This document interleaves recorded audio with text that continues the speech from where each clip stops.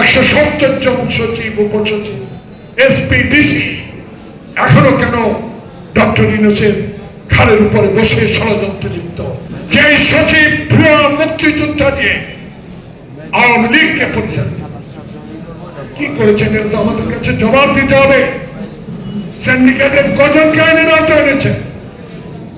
CD syndicate, বিয়ার syndicate, চাল syndicate, দ্রব্যমূল্য তারা নিয়ন্ত্রণ করেছে আওয়ামী লীগের আমলে কজনকে এনেছেন?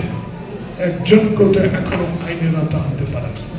170 জন সচিব, উপসচিব, এসপি, ডিসি এখনো কেন ডক্টর ইউনূসের ঘাড়ের উপরে বসে ষড়যন্ত্রে লিপ্ত?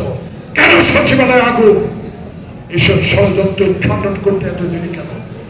আব্দুল সালাম ঢাকা মহানগরের যখন আহ্বায়ক ছিলেন, তার গাড়ির কোনখান দিয়ে যায় হিসাব এসবি রাখতে পারেন, ডিবি রাখতে পারেন, এনএসআই রাখতে পারেন, ডিজিডিএফআই রাখতে পারেন। এত ডিজিডিএফআই, এত এনএসআই, এখন কেন এই ইউনূস সরকার আমলে ষড়যন্ত্রকারীরা বসে আছে খুঁজে বের করতে পারে?